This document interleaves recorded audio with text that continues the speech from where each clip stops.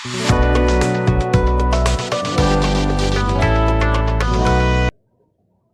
Guys, welcome to my channel. Guys, this is Manjeet and आज के video में हम बात करने जा रहे हैं इम्यूनिटी टॉपिक के बारे में। गाइस, पिछले वीडियो में हम लोग ने बात किया था बेसिकली WBC के बारे में, जिसमें हमने WBC और WBC के टाइप्स और उसके क्या बॉडी में फंक्शंस होते हैं उसके बारे में बात किया। आज हम देखेंगे बेसिकली इम्यूनिटी क्या होती है, कैसे हमारे बॉडी में वर्क करती है, उन सभी चीज़ों के बारे में। ठीक है, तो चलिए स्टार्ट करते हैं। सबसे पहले हम देखते हैं इम्यूनिटी। तो इम्यूनिटी को डिफाइन किया गया है as the capacity of the body to resist the pathogenic agents. तो जो भी पैथोजेनिक एजेंट्स है उनके रजिस्ट करने के लिए जो प्रॉपर्टीज बॉडी में पाई जाती हैं उसको ही हम लोग इम्यूनिटी कहते हैं। तो इम्यूनिटी का बेसिकली वर्क क्या होता है, जो भी फॉरेन बॉडीज़ है, जो भी किसी भी प्रकार के डिजीज कॉजिंग बॉडीज़ है, उनके अगेंस्ट वर्क करना या फिर उनको रजिस्ट करना, वो इम्यूनिटी करती है। ठीक है, बेसिकली इम्यूनिटी जो होता है वो टू टाइप्स का होता है, एक innate immunity and second one is the acquired immunity. अब हम बात करेंगे बेसिकली इन्नेट इम्यूनिटी क्या होता है। तो इन्नेट इम्यूनिटी को हम लोग नॉन स्पेसिफिक इम्यूनिटी भी कहते हैं। ठीक है, बेसिकली जो इन्नेट इम्यूनिटी होता है वो इनबॉर्न कैपेसिटी होता है बॉडी का टू रेजिस्ट द पैथोजेंस। तो जो इनबॉर्न कैपेसिटी होता है बॉडी का टू रेजिस्ट द पैथोजेंस, उसको हम लोग बोलते हैं इन्नेट इम्यूनिटी या फिर नॉन स्पेसिफिक इम्यूनिटी। इसको नेचुरल इम्यूनिटी भी कहा जाता है। बेसिकली ये क्या है, बर्थ से फ्रॉम द मदर्स वॉर्म हमें प्राप्त रहता है, इसी कारण से इसको हम लोग बोलते हैं इन्नेट इम्यूनिटी। साथ ही साथ ये तो अगर ऑर्गेनिज्म कोई इंटर कर रहा है बॉडी में, तो ये क्या करता है, एलिमिनेट करता है before development of the any disease. ठीक है, तो जो इनेट इम्यूनिटी होता है वो बेसिकली अगर कोई ऑर्गेनिज्म एंटर कर रहा है बॉडी में तो उसको एलिमिनेट करता है बिफोर कोई वो डिजीज डेवलप करे। साथ ही साथ ये रिप्रेजेंट करता है as the first line of the defence. इसमें आप कंसिडर कर सकते हैं स्किन को भी। तो ये सारे जो सिस्टम्स होते हैं इनेट इम्यूनिटी के, वो बेसिकली क्या करते हैं, first line of defence form करते हैं। इसके बाद हम देखेंगे कि कैसे मैकेनिज्म वर्क करता है बेसिकली इन्नेट इम्यूनिटी का। तो इन्नेट इम्यूनिटी में अलग अलग स्ट्रक्चर्स होते हैं जो कि हमें फ्रॉम द बर्थ प्रोवाइडेड रहते हैं। वो क्या करते हैं, basically as a first line of defence work करके हमारे बॉडी को फॉरेन जो पैथोजेंस है, बॉडीज है, उनसे प्रोटेक्ट करते हैं। तो बेसिकली सबसे पहले मैकेनिज्म ऑफ इन्नेट इम्यूनिटी में देखते हैं कि कौन कौन सी स्ट्रक्चर है और उनका मैकेनिज्म क्या है, किसके अगेंस्ट वो वर्क करते हैं। ठीक है, तो सबसे पहले GI tract, gastro intestinal tract की बात करें तो जो जीआई ट्रैक्ट में एंजाइम्स होते हैं और डाइजेस्टिव जुसेस होते हैं, वो क्या करते हैं, डिस्ट्रॉय कर देते हैं टॉक्सिक सब्सटेंस को और ऑर्गेनिजम्स को। ठीक है, तो जीआई ट्रैक्ट में जो भी एंजाइम्स एंड डाइजेस्टिव जुसेस हैं वो क्या करते हैं, टॉक्सिक सब्सटेंस या फिर अगर ऑर्गेनिज्म फॉरेन ऑर्गेनिजम्स है तो उनको डिस्ट्रॉय कर देते हैं। इसके बाद रेस्पिरेटरी सिस्टम की बात करें तो रेस्पिरेटरी सिस्टम में बेसिकली न्यूट्रोफिल्स होते हैं, लिम्फोसाइट्स हैं, मैक्रोफेजेस हैं and the natural killer sales होते हैं जो कि लंग्स में होते हैं और वो एक्ट करते हैं against the bacteria and the virus. वो क्या करते हैं, against the bacteria and virus act करते हैं एंड इनको किल करने का काम करते हैं। फिर यूरिनोजेनिटल सिस्टम की बात करें तो बेसिकली जो एसिडिटी देखी जाती है यूरिन में, साथ ही साथ वेजाइनल फ्लूइड में, ये क्या करते हैं, किसी भी तरह के बैक्टीरिया को डिस्ट्रॉय करती है। स्किन, अब जो लाइजोजाइम होते हैं बेसिकली स्किन में, वो क्या करते हैं, बैक्टीरिया को डिस्ट्रॉय करते हैं एंड फॉर्म करते हैं first line of the defence. और इसके बाद इंटरफेरॉन्स होते हैं। तो इंटरफेरॉन्स बेसिकली जो ऑलरेडी इन्फेक्टेड सेल्स है वो सिक्रेट करते हैं ताकि इनहिबिट कर सके मल्टीप्लिकेशन ऑफ द जो भी वायरसेस हैं, पैरासाइट्स हैं या फिर कैंसर सेल्स हैं, उनके मोर डेवलपमेंट, मोर मल्टीप्लिकेशन को इनहिबिट करने के लिए बेसिकली इंटरफेरॉन्स वर्क करते हैं। तो इस तरह से कुछ जो इन्नेट इम्यूनिटी है उनके स्ट्रक्चर्स की बात की और उनके मैकेनिज्म की कि वो कैसे बॉडी में वर्क करके हमें फॉरेन जो पैथोजेंस है उससे बचाते हैं, साथ ही साथ फॉरेन ऑब्जेक्ट्स को डिस्ट्रॉय करते हैं। अब इन्नेट इम्यूनिटी के बाद हम बात करेंगे एक्वायर्ड इम्यूनिटी के बारे में या फिर जिसको स्पेसिफिक इम्यूनिटी कहते हैं। ठीक है, तो basically it is the resistance developed in the body against any specific foreign bodies like the bacteria, virus, toxins, vaccines और द ट्रांसप्लांटेड टिश्यू। ठीक है, तो जो बॉडी में जो इम्यूनिटी होती है वो जो कि रजिस्ट करती है अगेंस्ट द किसी स्पेसिफिक फॉरेन बॉडीज़ के अगेंस्ट। अगर किसी स्पेसिफिक फॉरेन बॉडीज़ के अगेंस्ट वो वर्क कर रही है, जैसे कोई स्पेसिफिक बैक्टीरिया है, स्पेसिफिक वायरस है या स्पेसिफिक टॉक्सिन है, देन उसको हम लोग कहते हैं एक्वायर्ड इम्यूनिटी या फिर स्पेसिफिक इम्यूनिटी। इसमें बेसिकली जो लिम्फोसाइट्स रहते हैं वही रिस्पॉन्सिबल होते हैं एक्वायर्ड इम्यूनिटी के। हम लोग ने देखा कि जो इन्नेट इम्यूनिटी हो उसमें क्या थे, अलग अलग स्ट्रक्चर थे, इनबॉर्न स्ट्रक्चर थे जो कि एक्ट करते थे against the pathogens. But basically acquired immunity में या फिर स्पेसिफिक इम्यूनिटी में स्पेसिफिक वर्क होता है, स्पेसिफिक जो फॉरेन बॉडीज होते हैं उसके अगेंस्ट वर्क लिया जाता है। अब बेसिकली जो स्पेसिफिक इम्यूनिटी है या फिर एक्वायर्ड इम्यूनिटी है वो लिम्फोसाइट्स द्वारा कैरी आउट किया जाता है। इसमें सबसे पहले हम देखते हैं types of the acquired immunity में कौन कौन से आते हैं। तो सबसे पहले टाइप्स ऑफ एक्वायर्ड इम्यूनिटी में दो टाइप्स देखने को मिलता है, एक सेल्यूलर इम्यूनिटी, दूसरा ह्यूमरल इम्यूनिटी, ठीक है। अब बेसिकली जो फिटस होते हैं उनमें लिम्फोसाइट क्या होते हैं, डेवलप करते हैं basically from the bone marrow, and जो लिम्फोसाइट्स होते हैं वो क्या करते हैं, डिफरेंशिएट होते हैं इनटू टू कैटेगरीज। तो बेसिकली जो एक्वायर्ड इम्यूनिटी है उसका वर्क या फिर रिस्पॉन्सिबल कौन है एक्वायर्ड इम्यूनिटी के लिए, तो लिम्फोसाइट। तो लिम्फोसाइट बेसिकली अगर फिटस में रहते हैं तो वो डेवलप होते हैं फ्रॉम द बोन मैरो, और ये लिम्फोसाइट फिर बेसिकली डेवलप होते हैं या डिफरेंशिएट होते हैं इनटू टू कैटेगरीज, जिनमें से टी लिम्फोसाइट्स होते हैं जिनको हम लोग टी सेल्स भी कहते हैं। ये रिस्पॉन्सिबल होते हैं for the development of the cellular immunity, ठीक है। तो सेल्यूलर इम्यूनिटी के डेवलपमेंट के लिए टी लिम्फोसाइट रिस्पॉन्सिबल होते हैं, एंड द बी लिम्फोसाइट या फिर बी सेल्स जो रहते हैं वो रिस्पॉन्सिबल होते हैं बॉडी में ह्यूमरल इम्यूनिटी को कैरी आउट करने के लिए। अब हम बात करेंगे कुछ टी लिम्फोसाइट और उसके टाइप्स के बारे में। तो बेसिकली जो टी लिम्फोसाइट है वो डेवलप्ड होता है या फिर प्रोसेस होता है इन द थाइमस। तो थाइमस में इसका प्रोसेसन मतलब इसके डेवलपमेंट का काम होता है, और इसका जो फॉर्मेशन होता है वो just before the birth and the few month of the birth देखने को मिलता है। साथ ही साथ जो टी लिम्फोसाइट्स है वो 4 टाइप्स के देखने को मिलते हैं, जिसमें से सबसे पहले आता है हेल्पर या फिर इंड्यूसर टी सेल्स, जिनको हम लोग CD4 सेल्स भी कहते हैं। अब इनको CD4 इसलिए बोलते हैं क्योंकि इनके प्लाज्मा पे CD4 जो कंपाउंड रहता है वो देखने को मिलता है। साथ ही दूसरा जो टाइप है वो होता है साइटोटॉक्सिक या फिर किलर टी सेल्स, इनको हम लोग CD8 बोलते हैं। फिर suppressor T cells third type है, and then memory T cells. इस तरह से 4 टाइप्स ऑफ द लिम्फोसाइट देखने को मिलते हैं। इसके बाद हम बात करेंगे बी लिम्फोसाइट और उसके टाइप्स के बारे में। तो बेसिकली जो बी लिम्फोसाइट्स होते हैं वो प्रोसेस होते हैं लिवर में, टी लिम्फोसाइट प्रोसेस हो रहे थे थाइमस में, और ये प्रोसेस होते हैं लिवर में। और ड्यूरिंग द फीटल लाइफ इनका बेसिकली ज़्यादातर देखने को मिलता है डेवलपमेंट या फिर ओरिजिनेशन, एंड साथ ही साथ ये बोन मैरो में आफ्टर द बर्थ इनका ओरिजिन होता है। ये प्रोसेस होते हैं इनटू 2 टाइप्स। बेसिकली हम लोग ने बी लिम्फोसाइट टी लिम्फोसाइट में देखा कि वो 4 टाइप्स में प्रोसेस होते हैं। ये होते हैं प्रोसेस 2 टाइप्स में, एक प्लाज्मा सेल्स और दूसरा होते हैं मेमोरी सेल्स। अब storage of B and T lymphocyte की बात करें कि प्रोसेस होने के बाद ये कहाँ पे स्टोर्ड रहते हैं, तो basically after the transformation they are stored in the lymphoid tissue of the lymph nodes, spleen, bone marrow and the GI tract. तो ये 4 जगह पे क्या होते हैं, बेसिकली दोनों B lymphocyte and the T lymphocyte दोनों स्टोर रहते हैं कहाँ पे, in the lymphoid tissue of the lymph nodes, spleen, bone marrow and the GI tract. अब इसके बाद हम बात करेंगे कि एंटीजेंस क्या होते हैं, ठीक है। तो basically antigens are the substance which induce specific immune reactions in the body. तो एंटीजेंस ऐसे बेसिकली सब्सटेंस होते हैं जो एंटीजन बेसिकली ऐसे सब्सटेंस होते हैं जो कि कॉज करते हैं immune reaction in the body.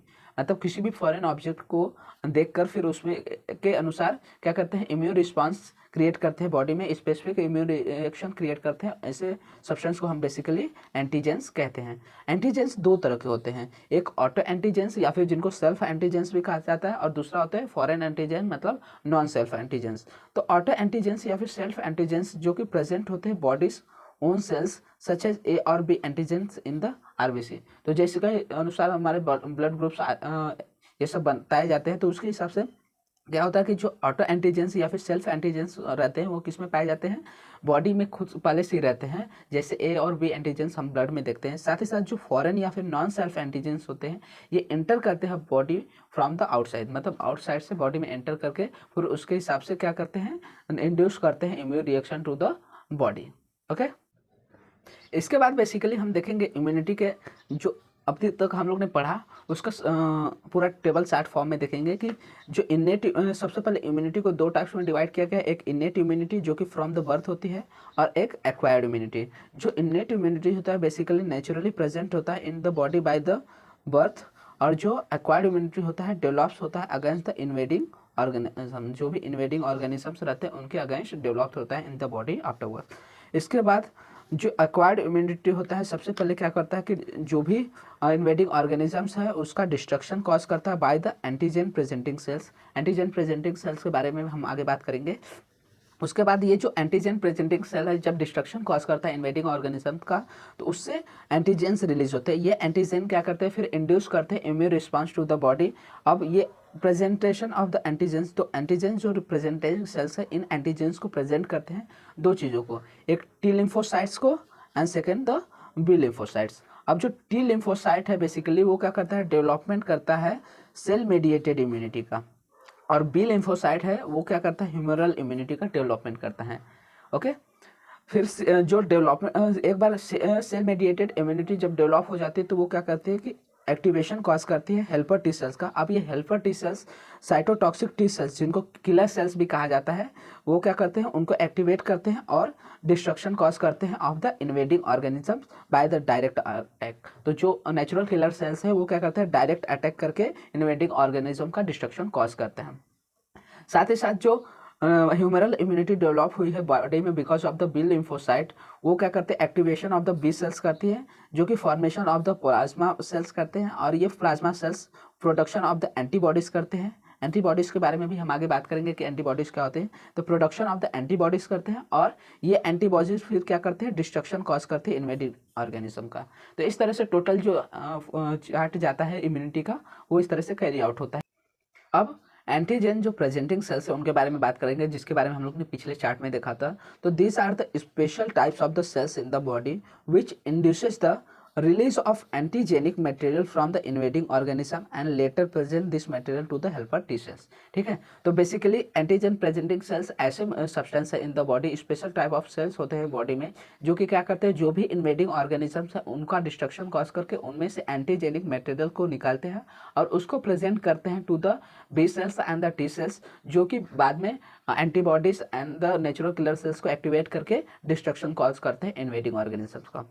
Basically जो एंटीजन प्रेजेंटिंग सेल्स है वो तीन टाइप्स के होते हैं, एक मैक्रोफेजेस, डेंड्राइटिक सेल्स और बी लिम्फोसाइट। इस तरह से ये जो तीनों सेल्स है वो क्या करते हैं, एंटीजन प्रेजेंटेशन का काम करते हैं to the helper T sales.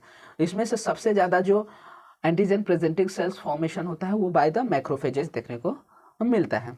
इसके बाद हम बात करेंगे एंटीबॉडीज या फिर इम्यूनोग्लोबुलिन्स के बारे में। तो basically these are the proteins that is produced by the B lymphocyte in response to the presence of the antigens। ठीक है, तो जो एंटीबॉडीज या फिर इम्यूनोग्लोबुलिन्स है ये ऐसे प्रोटीन्स होते हैं जो कि प्रोड्यूस होते हैं बाय द बी लिम्फोसाइट। हम लोग ने देखा था कि जो बी लिम्फोसाइट मतलब ह्यूमरल इम्यूनिटी का चार्ट है, उसमें जो प्लाज्मा सेल्स है वो क्या करते हैं, एक्टिवेशन ऑफ द एंटीबॉडीज करते हैं। ठीक है, तो ये एंटीबॉडीज जो है वो प्रोटीन्स है जो कि प्रोड्यूस होते हैं by the B lymphocytes in response to the presence of the antigens. अब basically they are the gamma globulins in natures, और इनको ऑल्सो इम्यूनोग्लोबुलिन्स कहते हैं क्योंकि इम्यूनिटी में वर्क करते हैं। अब आईजीजी जो है वो फॉर्म करता है 20% of the total plasma protein. ठीक है, इम्यूनोग्लोबुलिन जो है वो क्या करता है, total 20% of the plasma protein form करता है और ये इंटर करते हैं almost all tissue of the body. मतलब जो इम्यूनोग्लोबुलिन है all tissue of the body में एंटर करके वहाँ पे जो भी इन्वेडिंग ऑर्गेनिज्म है उनको किल कर सकते हैं। इसके बाद हम बात करेंगे टाइप्स ऑफ द एंटीबॉडीज की, बेसिकली कौन कौन से एंटीबॉडीज के टाइप्स है। तो बेसिकली हम 5 टाइप्स ऑफ एंटीबॉडीज देखते हैं। इनमें सबसे पहले आता है IgA मतलब immunoglobulin alpha, IgD immunoglobulin delta, IgE immunoglobulin epsilon, IgG immunoglobulin gamma and the IgM immunoglobulin mu.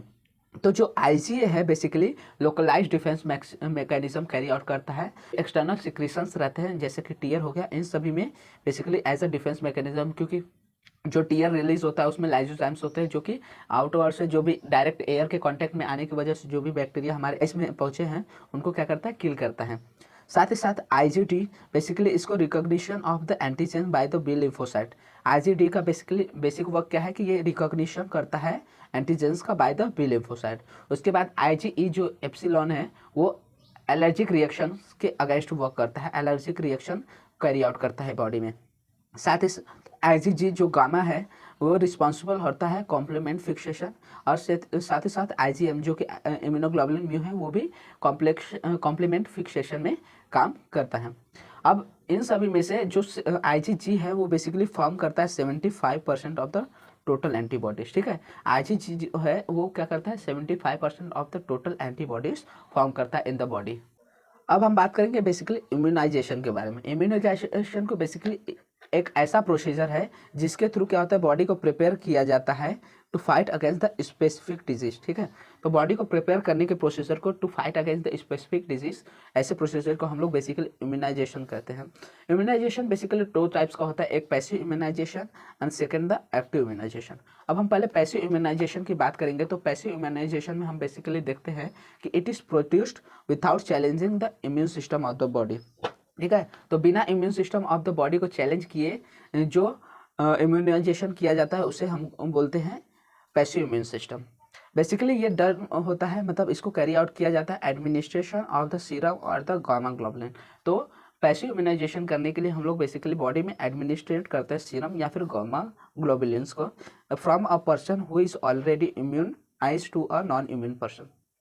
मतलब ऐसे पर्सन से ये सीरम या फिर गामा ग्लोबुलिन्स लिया जाता है जो कि ऑलरेडी इम्यूनाइज है और इसको ट्रांसफर किया जाता है इन अ नॉन इम्यूनाइज्ड पर्सन। अब जो पैसिव इम्यूनाइजेशन है वो बेसिकली 2 तरह का होता है, एक पैसिव नेचुरल इम्यूनाइजेशन और दूसरा पैसिव आर्टिफिशियल इम्यूनाइजेशन। तो जो पैसिव नेचुरल इम्यूनाइजेशन होता है वो एक्वायर्ड होता है basically from the mother before and after the birth. इसमें 2 चीज़ आते हैं, एक आईजीजी जो कि इम्यूनोग्लोबुलिन गामा होता है और IgA immunoglobulin alpha. IgG basically through the placenta आता है क्योंकि ये क्या करता है प्लासेंटा के थ्रू बेबी में जा सकता है, लेकिन जो आईजीए होता है वो वैसे नहीं जाता, तो ये basically through the breast milk जाता है। तो जो पैसिव नेचुरल इम्यूनाइजेशन है वो आकार होता है from the mother before and the after birth. और जो पैसिव आर्टिफिशियल इम्यूनाइजेशन है बेसिकली डेवलप होते हैं by the injecting the previously prepared antibodies during the serum from the human और द एनिमल्स। तो ये क्या है, इसमें सीरम यूज़ किया जाता है जो कि ऑलरेडी इन्फेक्टेड पर्सन रहता है जिसमें इम्यूनाइजेशन ऑलरेडी क्रिएट हो चुका है, जिसमें एंटीबॉडीज पहले से ही है, तो उनको उनके सीरम को क्या करते हैं दूसरे एनिमल्स में या फिर ह्यूमन में इंजेक्ट किया जाता है। तो इस तरह से passive immunisation basically carry out किया जाता है। इसके बाद हम बात करेंगे एक्टिव इम्यूनाइजेशन के बारे में। तो एक्टिव इम्यूनाइजेशन बेसिकली एक्वायर्ड होता है by activating the immune system of the body. हम लोग ने पैसिव इम्यूनाइजेशन में क्या देखा कि without challenging the immune system वो किया जाता है, लेकिन एक्वायर्ड इम्यूनिटी में बेसिकली एक्टिव इम्यूनाइजेशन में बेसिकली एक्टिवेट किया जाता है immune system of the body को। अब जो बॉडी होती है डेवलप करती है resistance against the disease by producing the antibodies, और इनको क्या होता है एक्सपोजर दिया जाता है टू द एंटीजेंस। एक बार एंटीजेंस दिया, एंटीजेंस का एक्सपोजर देने के बाद जो बॉडी होती है खुद क्या करती है एंटीबॉडीज को प्रोड्यूस करती है या फिर उसके खिलाफ क्या होता है इम्यूनाइजेशन प्रोवाइड किया जाता है। अब एक्टिव इम्यूनाइजेशन भी 2 तरह के देखे जाते हैं, एक active natural immunisation and active artificial immunisation.